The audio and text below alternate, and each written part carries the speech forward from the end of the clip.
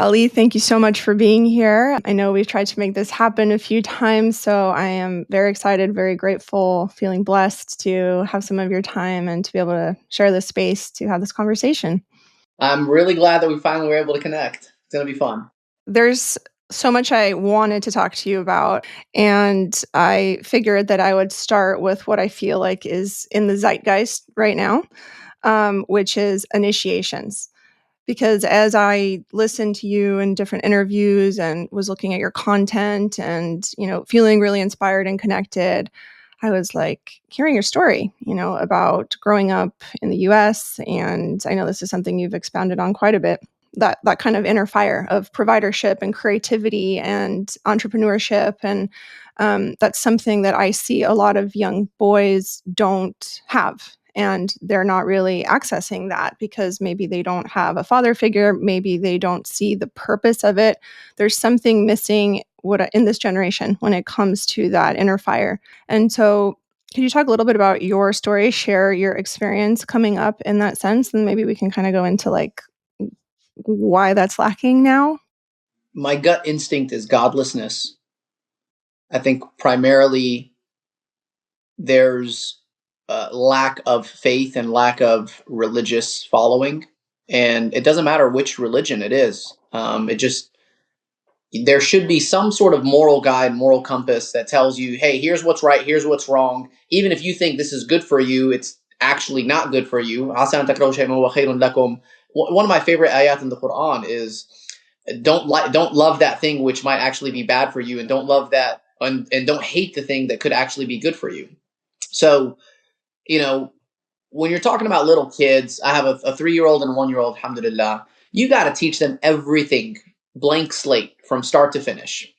And I don't want to make the comparison of like my children with the team members that I have in the firm, but like a brand new, fresh employee that knows nothing about our company, you kind of have to teach them everything you possibly can in a short amount of time to get them up to speed. And the longer you work with people, the more you realize there's gaps in their knowledge.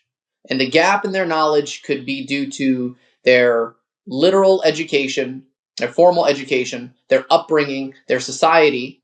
But the fundamental issue that I see is lack of faith and godlessness in the household. And so I think that's where it starts. I think the dad, the father figure, has to see himself as a leader for his children, and that you're going to be leading by example. And so for me, this was going to the mosque every day, usually twice a day, for about 15 years in a row. I don't think we missed any prayers at the mosque between morning prayers and night prayers.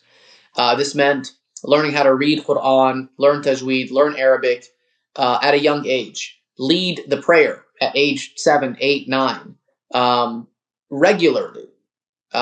Be a leader in the community. Get used to excelling at everything that you do, because that's the standard.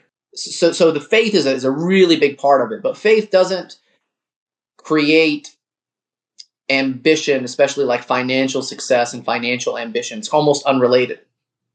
Unless you believe that God gave you a specific skill that you must take advantage of, because in taking advantage of that skill, you can help a lot of people. And that's what I believe. I believe that everyone has certain skills and attributes that God gave you. And your purpose, your goal, is to maximize those skills for the benefit of society and the benefit of your community. So the reason I have these skills, number one, is because of God. Number two was also my parents and my societal upbringing. So I think some people have the innate ability because God gave them that skill, but then they do nothing with it. And I think that's the bigger problem in our society. I think people have the fundamental skills. They don't want to necessarily do anything with it. There's a lack of ambition. And so this also can become a generational problem. You know, that famous quote that says, tough times create strong men. Strong men create good times. Good times create weak men. Weak men create bad times. Bad times create strong men. And it just kind of goes into that cycle.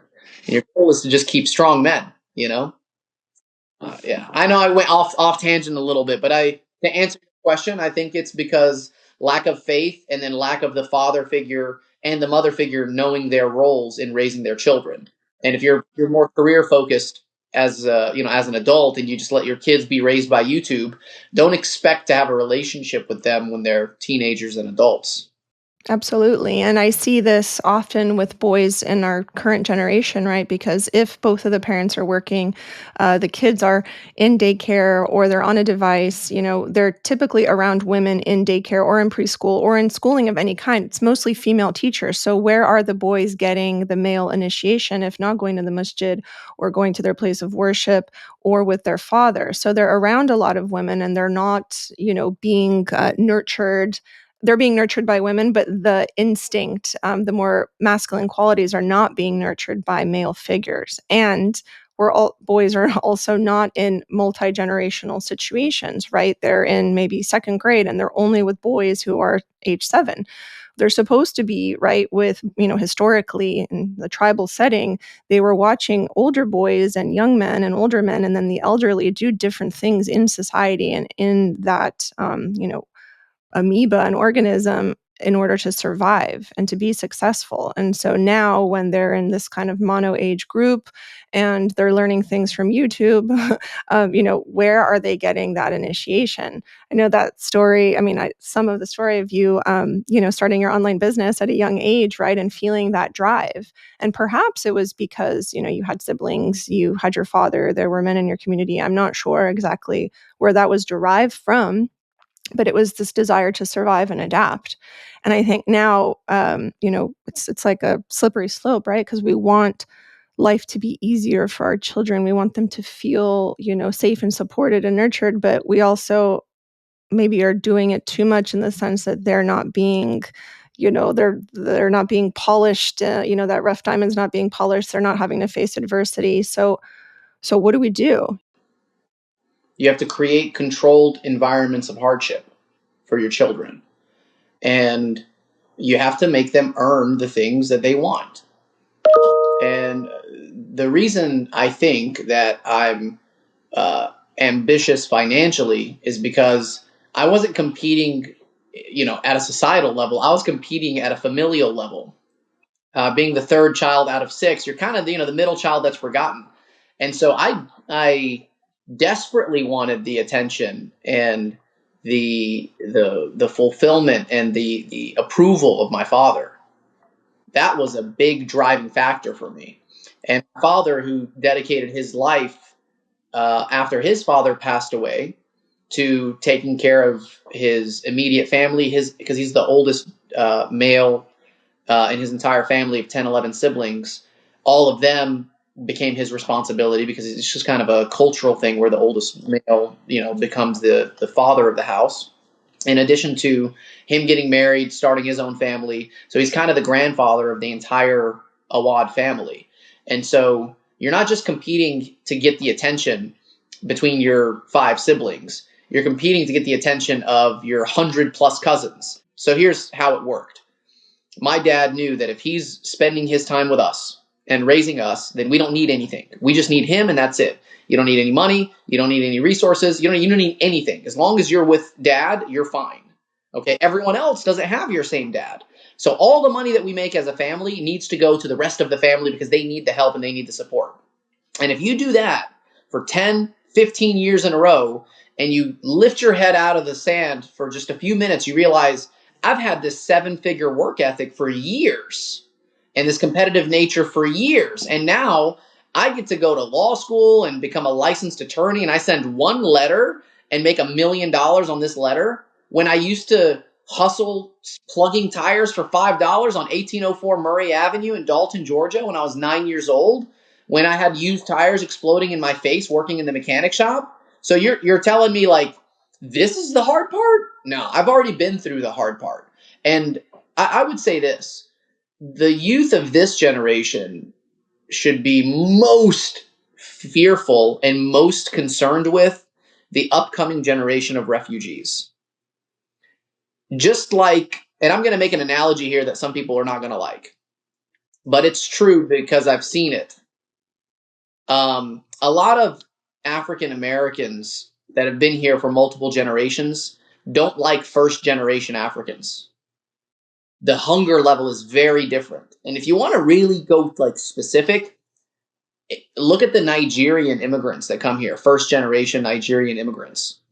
This is not religious or anything because they all have different religions, but the level of business acumen and ambition that they have compared to their colleagues of similar ages is starkly different. And I think it goes to the fundamental concept in America that once your kid turns 18, then they're an adult, you kick them out of the house. And there's this delay of adolescence. There's a delay of adulthood. When for us, I think by the time your kids turn 7, in previous times, previous generations, a 7, 10-year-old could lead an army. Uh, they're not sitting at home playing video games all the time and waiting until they're 18 years old, living in their mom's basement, right? So I think delaying adulthood is a huge problem. And now you're seeing with Gaza and with Syria and with Lebanon, the adulthood has been accelerated. So you have 5, 6, 7 year olds that are the head of household. And so because we have the luxury of being able to delay adulthood and adolescence for our children and the aggressive diversity and adversity that they can have, it becomes incumbent upon us to create hardship for them sooner, because at least you can do it in a controlled environment. Can't have can't say, okay, I'm just going to send my kid to Palestine and see how they survive for the next few years. They don't have that luxury. They don't have that option.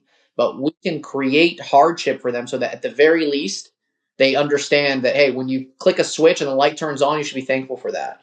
When every morning you wake up and the water is warm, you should be thankful for that. And the only way they can understand it is if they see and experience the opposite.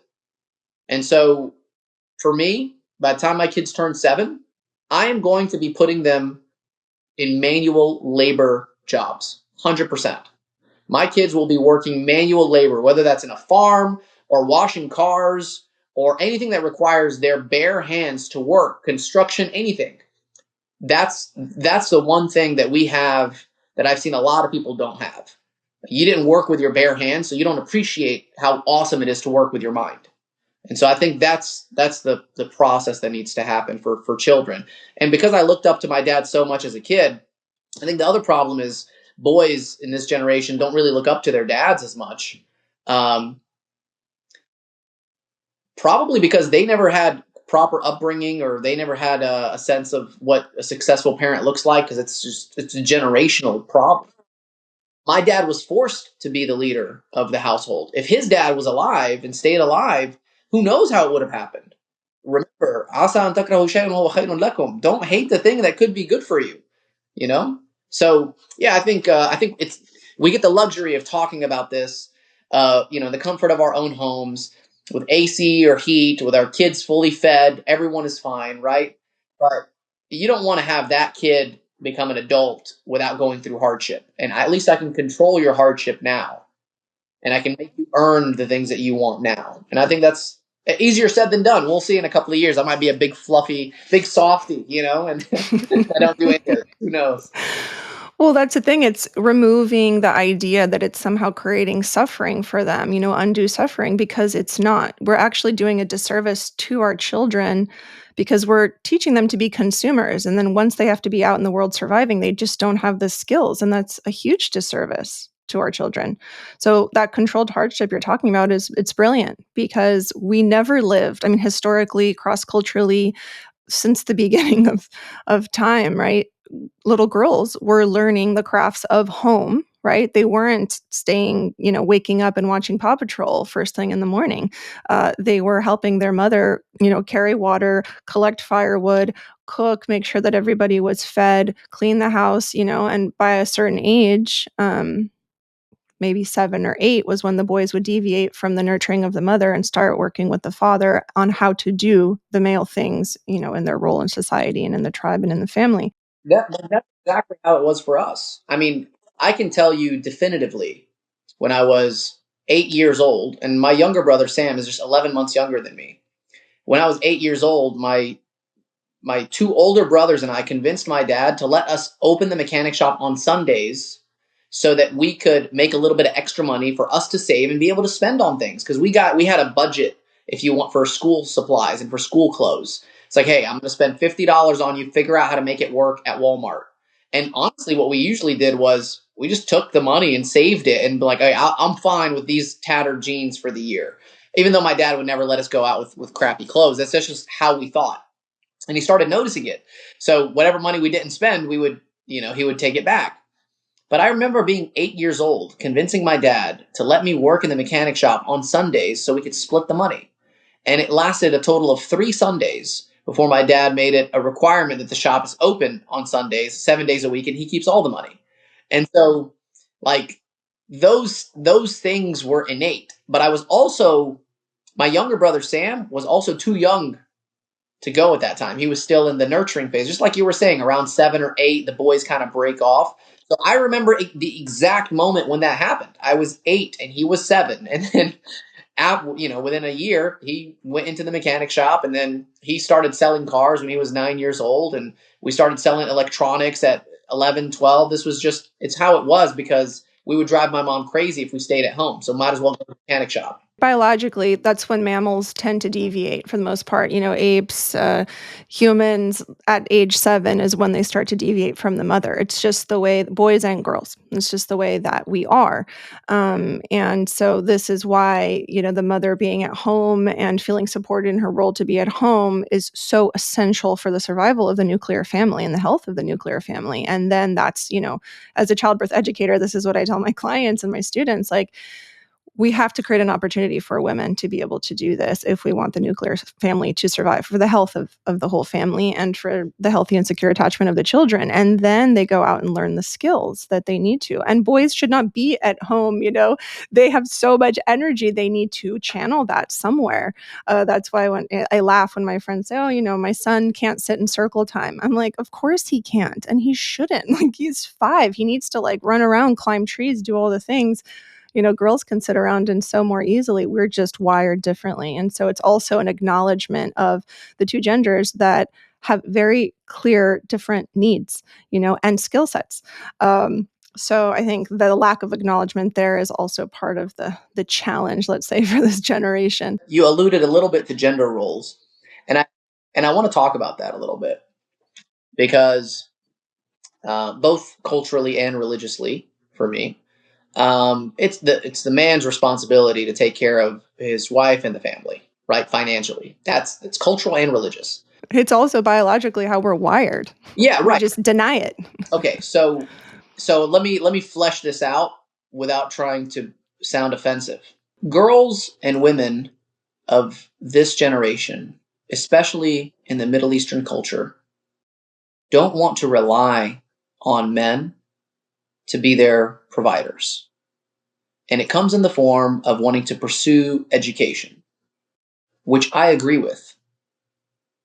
I agree that, especially when you either can't rely on the man or there's a risk of the man not living, a very long life, the woman should have skills. The mom should have enough skills, enough talent, enough resources, enough knowledge to be able to take care of the family, obviously in an extreme situation, right? But that shouldn't be the goal from day one, that I never want to have a man to be part of the family, because the father also has his responsibilities in the home. But I think especially in Middle Eastern cultures, there's a generational gap with how Middle Eastern and Indo-Pac men treat their wives and their children. And so they're kind of detached from the raising of their children. I don't know if my dad ever changed a diaper. I've changed thousands. I don't know if my grandfather was around with the babies. They usually were traveling and going and doing business for 6 months in another country. Like, they weren't really involved with the household upbringing of the children. And you know how they say it takes a village, right? But that's also because in previous generations, the village was helping the family. Like, you'd have your sisters and your sisters-in-law, and everyone would be close by. And so if you could drop off your kids for a little bit so you can go do your thing, it's possible. Well, we don't have that sense of familiarity and like that community now. And so it puts so much more pressure and stress on the moms in our community because the dad has to not only be able to provide financially, they also have to be able to help in the household. That's kind of how our generation works now because the mom doesn't have the ability to just sit there and watch, and they're comparing too. They're on social media, they're comparing to other people's unrealistic lifestyles, and so are the men. They're looking at all the Lambos and Ferraris and thinking, "Man, why am I not in a private jet?" You know? And your wife is sitting there thinking, why do I not have the all these Hermes and these Birkins and these Chanel bags? Why do I not have these yet? What's this guy out doing and working? Meanwhile, the kids are raised on YouTube. And so I think it's important that we understand first the men need to step it up. They need to get in the workforce. They need to have hard skills. They need to understand that financial success is important from a biological perspective for women too, but that's not the only thing that they can bring to the table. Because if all you can bring to the table is financial success, you're going to attract that type of person. But that needs to just be a prerequisite to building a family. Like the financial awareness and business acumen and knowledge, salesmanship, that's a prerequisite to getting to the table to talk about, okay, well, let me start a family, let me have a relationship. And similarly for the women, I think it's a good idea to have a prerequisite of a high level of knowledge and skill. The home activities I think are important for your daughters to learn. I think it's important even for your young boys to learn how to do the dishes and do the chores, right? And we did that as young boys, but when we got older, we were working in a mechanic shop, and my sister wasn't changing tires. So those roles are important. And I think we're coming to a point in society where it's like it's socially unacceptable to talk about specific gender roles. And I'm like, look, dude, I'm not trying to hurt anyone's feelings, but this is how I like my household to operate. And if you want a similar household, then maybe abide by these principles. But don't come complaining to me saying, "Hey, I don't know what's going on with my finances or with my family or with my kids. Hey, I can't have a relationship with my kid." Well, do you know what? Do you know who his pediatrician is? Let's start there. Like, do you know if he has any allergies? So it's different, and it's hard. It's a lot harder now for men to be successful. There's a lot of pressure on men. I mean, there is a lot of pressure on men, like you said, because historically we lived in communities where women were being supported. We were not meant to raise children alone in this little pod, which is our home, separated from other people. I mean, half of us don't even know our neighbors, right? And so women have a lot of pressure and they become resentful as if it's the man's role to fill all the roles of what she needs. And that's not realistic either, right? He cannot be your whole village. And so there's unrealistic expectations that are set on each person. And then there's also this recoiling from responsibility because sometimes it feels like too much, and I think, what you said is so spot on. There's so much influence from social media and the internet, right? It's like the internet is an incredible tool, right, for better or worse. And it's the discernment that we need to be able to navigate it and not be so influenced by it. We need that inner, that soft heart, strong spine, where we're open and available to learn and we're humble, but we also have the really strong discernment. And I think a lot of men have just not mastered that, right? And they've not been able to seek out their purpose. It sounds like you were given opportunities to really carve out your purpose from a young age. So when you got to, law school and this kind of higher level of education, you were like, oh, I got this because I already went through this more controlled hardship and I was already asked to make difficult decisions. And I think that's a big thing for young boys is where are they being called to make difficult decisions? Where are they being taught discernment? Um, and that kind of brings me into the next thing I wanted to ask you about because as consumers, right? We're a society at this point that is so trained to consume, and I think this is a big part of why we are so depressed as a society is because we're not creating enough. We're not doing enough with our hands. We're not creating enough. We're not seeing the fruits of our labor manifest in front of us. We're not, and without that, we're just consuming. That's not anywhere we want to be. It's very depressing. And so how do we build that discernment as consumers of information? And this is big because, we've seen this going on for over a year now, where there is a lot of information about what's happening in Gaza.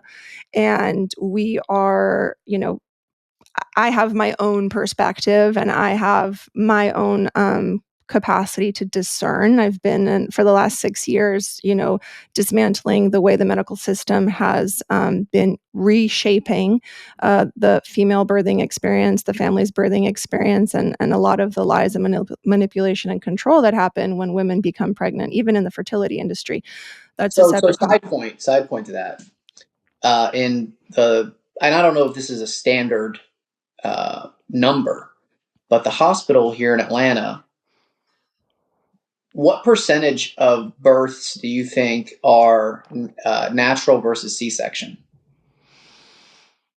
Like the overall C-section rate in the hospital, I'd say probably is like 45%. That's my guess. Oh yeah, yeah, it's a third. I was blown away by that number.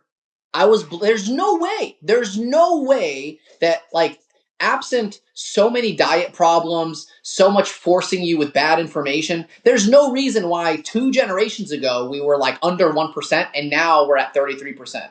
It's also interesting that 2 generations ago, less than 1% of kids identified as LGBTQ, and now it's over 21%.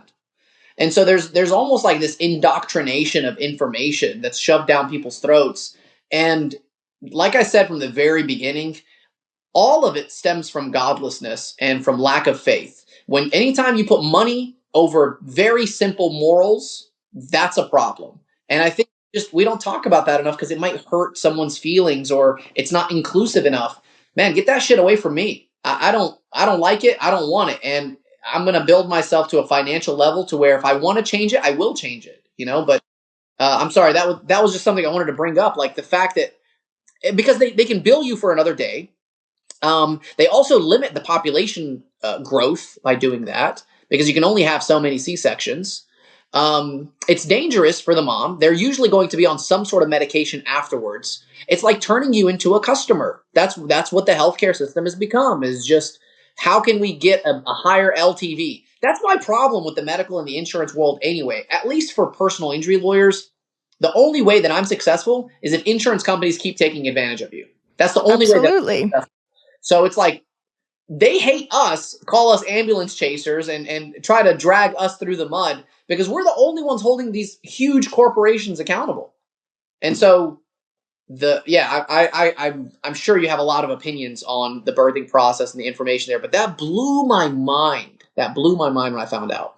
Well, yeah, I mean, we made the switch to hospital birth in 1890s. It was only about, I don't know, handful of women who could afford it because it was sold and marketed as a very nice, luxurious experience. You didn't have to be at home dealing with the mess. You could be given twilight sleep, and then you could just wake up and have your baby. And you didn't even have to do anything with your baby for a few days because there would be nurses feeding it formula. So this is where the pharmaceutical industry and formula companies were able to make their entrance into one of the most lucrative human occurrences, right? Women are giving birth every day, everywhere in the world. Those numbers are declining, and that's another conversation. However, this is where they made their entry point. And by 1950, probably 60% of women in the US were birthing in hospitals. So it only took 50 years of really good marketing. And at that point, they were starting to say, it's dangerous to birth outside of the hospital. So they used fear as a tactic to get people to further support hospital birth. We put something that's completely natural, right, divinely designed into a hospital rhetoric, into a framework that is for emergency care. And so now we've completely conflated two things that are actually unrelated. The amount of women who are actually high risk requiring emergent care in a hospital when it comes to their birth, those numbers are so low compared to what the actual C-section rate is today. Oh, 100% agreed. 100%. So when people say birth is dangerous, look at the C-section rates. I say, no, it's the decisions and lack of education and fear-based education that's given through media and all these channels and social media that compel women to do things and make decisions from this fear-based, uninformed place that then lead them into C-sections. It's a cascade effect. And I know you're familiar with this because all you have to tell a woman is, oh, you're 35, you're geriatric, your pregnancy is geriatric, so we need to monitor you more. We should actually induce you because there's a higher risk of birthing after 40 weeks if you're 36 years old. And so then the woman's convinced to do an induction. Induction doesn't go well because it's, a medication or a drug that affects the heart. Baby doesn't respond well. So she gets a epidural. She can't deal with the pain. She gets magnesium sulfate to lower her blood pressure. Now baby's really sleepy. Its heart doesn't respond well. Again, goes into a C-section, and now the baby's in NICU for 2 weeks. So every day the tab is growing, and insurance companies are having a field day, right? And women are coming out traumatized, not wanting to birth anymore. Men are like, whoa, I don't even know how to connect with my wife and my family after this horrific experience. So it has a ripple effect in so many dimensions we are not even aware of. So this is part of what I'm getting to is like, how do we become discerning consumers? Because even watching a lot of the, political things happening on the news right now, who is it benefiting? Mostly Zionists. It's mostly the people that are at the top of these companies. So I was involved with Infamil and a couple of other baby formula litigation cases, and I didn't pay attention to it until 2021 when my first kid was born. And the moment that you have the baby, they immediately bring in these bottles, these formula bottles. And you know what the first ingredient was? Soybean oil?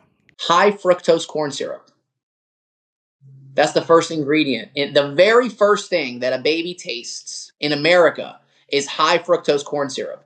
Now, usually people are not going to mind as long as the baby is fed and they're sleeping, like, fine, whatever. What happens when your baby suffers from necrotizing enterocolitis, where their insides start burning because they're not designed to be able to take this baby formula, especially an artificial substance like high fructose corn syrup?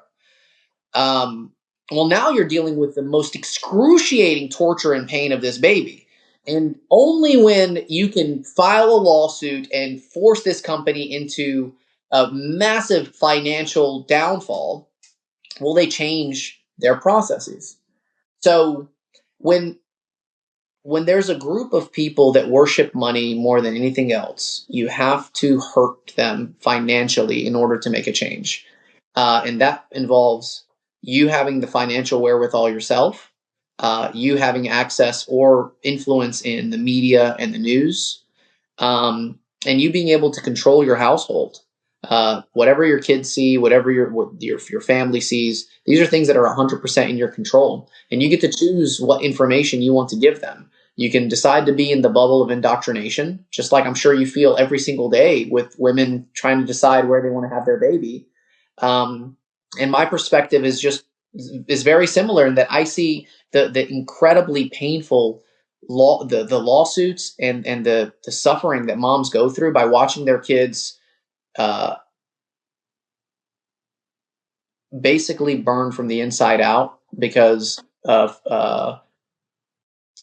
baby formula company wanted to make more money, and because they lied on the cover of the baby formula indicating that it's mother's milk or just like mom's milk, when it's really not. It's just an artificial substance. And so yeah, I think I think it's important for you to be involved in work that you feel makes the world better, right? And it's even better if you can figure out how to be profitable at that. You know? So I think a lot of people that have these like good hearts, you seem like a good-hearted person, they end up in businesses that don't make money. And so you need both. You need the financial power and you need the influence. It's not enough that the smart people are just helping society. Some of those smart people need to know how to make a lot of money to change the way that society functions. Yeah, at a policy level, for Yeah, sure. faster way to do it. You know, side note, you know what the entire lobbying budget for the NRA is? No. National Rifle Association. I'm thinking this is a big organization. They are spending billions. They got to be spending billions, right? $20 million. Oh, wow. That's the entire lobbying budget for the NRA. And we have more school shootings in America than any other country. So there's clearly a direct correlation between the access and the ability to buy weapons and firearms with the amount of kids that end up getting shot up in schools and public places. So clearly, for $20 million, you can buy the morals and the ethics in America. And the crazy thing is, there's not enough good people that have access to that $20 million. That's why it's important for some of the best and brightest minds that have good, clean hearts. They really need to be focused on the financial aspect of it. And that leads me to, if you have a company that has influence and power, you should never sell it to a private equity company that's Zionist controlled, because they're just going to take your company, kill the brand, extract all the resources, and put it into their machine. And I think you were asking this question of like how do we change it from a societal level? I think it has to start with you. Like, you have to personally only want to work with like-minded people. You have to consciously stop spending your money with companies, organizations, and people that don't give a shit about you. Um, you have to spend some time educating the public and showing them like, hey, there's a better way to do this. And the unfortunate thing is that the public is very critical, and they have to see that you're successful before they believe in you. In Arabic, they have a saying, "الناس بس بوقفوا مع الحيط الواقف," which means people only stand with a wall that's already been built. So I can't rely on you if you're in the process of just building your wall. I can't lean on you. I can't rely on you. But then what happens is, once you've built that wall and you have the resources and you have the power, now you're like, dude, I don't want to deal with anyone. I'd rather just stay stay hidden. I'll throw a couple of donations here and there, and that's it. Because you've earned privacy. You've earned financial power at that point, right? The hard part is, when you're public, it's you can't choose to go private. But when you're private, you can choose to go public. You know what I mean? And so, if you want the attention of the youth, you have to grab their attention. You have to be attractive to them. The youth want to see successful leaders that they can align with. It doesn't matter if you run $1 billion company, you drive a Toyota Camry. Your son doesn't care. You pull up in a Lambo, and your kid gets to see the lifestyle that you get, and with how you're influencing the community and giving donations and being a strong philanthropist, and everywhere you go, people respect you. That's what you want your kid to see. So that's how we change it. We have to be the ones. Like, I'm consciously aware of where I spend my money and who I do business with. And I think we can do that from a societal level. Um, I know that went off tangent a little bit, but that's where my mind goes, is chase the money. You want to know if things are wrong? See where the money flows. That's where you're going to find most of your problems. Absolutely. Absolutely, and it's interesting because so many of us unknowingly have money trauma. I learned about money trauma maybe 7 years ago. I worked with That's a real this thing. It's a real thing. I worked with this incredible woman, Amanda Francis, and I took her course and did some of her one-on-one stuff, and it was life-changing to see the stories that we tell ourselves, right? The phrases that we tell ourselves.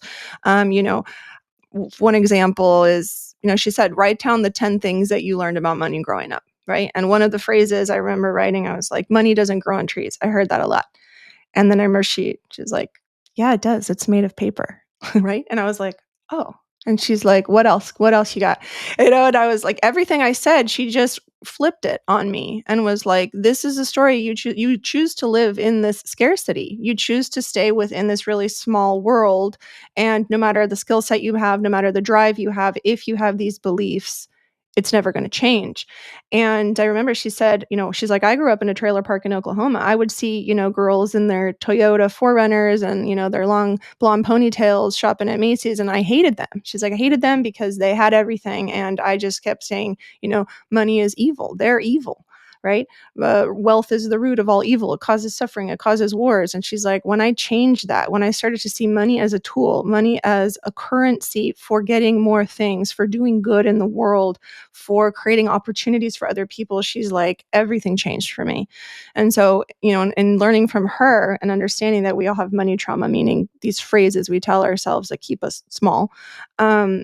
I was able to take, right, what I had been doing, serving my community in the birth world, working as a guardian at Lidum, managing foster care cases. I was able to change those things and actually reach more people because of the wealth that was generated. And my goal was to reach more women to say you have options, you have choices, right? And so, would you say that in your work, because you mentor people, you coach people, you have employees, you've said things like their success and their wealth is my success and my wealth, and that's just not, it's not a mentality that a lot of people have. Would you say that changing our belief system and our relationship to money will create more abundance? Absolutely. There's a lot of it. The there's a lot of money out there. It's literally printed out of thin air, and now it's digital. You just got to figure out a way to get some of it, and a lot of times that just starts with a mindset shift that money is very abundant, and I can attract money if I become attractive to it. And so there are business people that get to a certain level where it's impossible for them to lose money because they've sharpened the sword so many times. They can identify a no-brainer deal and a good financial transaction, and then they get to a point where it's like, okay, I'm just going to wait for the deals to come to me because I've reached that level of financial success. But before we get there, let me give you some practical advice. um, I think you need to learn how to save money first. I think you need to learn how to get to your first 10 grand by yourself. The younger you do it, the better off you will be. If you're watching this at age 47 and you're like, I've never saved 10 grand, start now. Hopefully you can do it before 50. If you're 12 years old and hearing this and you get your first 10 grand by 18, you are way ahead of a lot of other people. But the skill that you learn by saving money is delayed gratification. And that's the major skill that you need to learn right now. It'll apply to everything in your life. The major skill is delayed gratification. And I did not have that whatsoever. The reason I didn't have it was because I'm a salesman. I get instant gratification.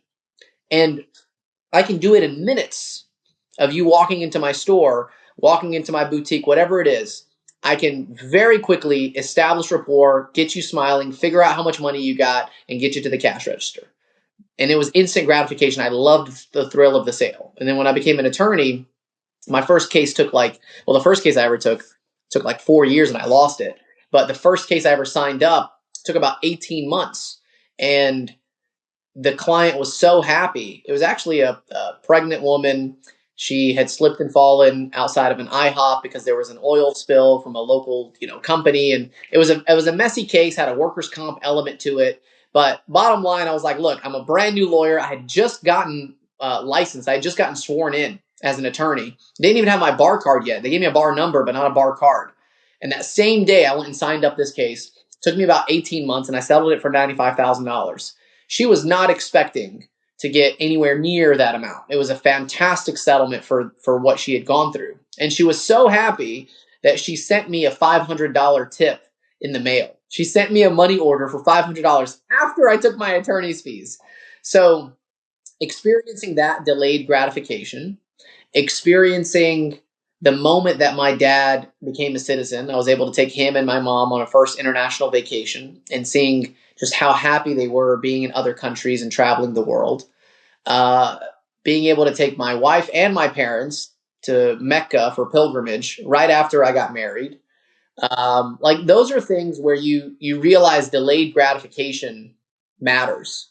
And so if you're instant gratification all the time, there's nothing that you're working on in terms of the long term. You'll every single day will just be a rat race.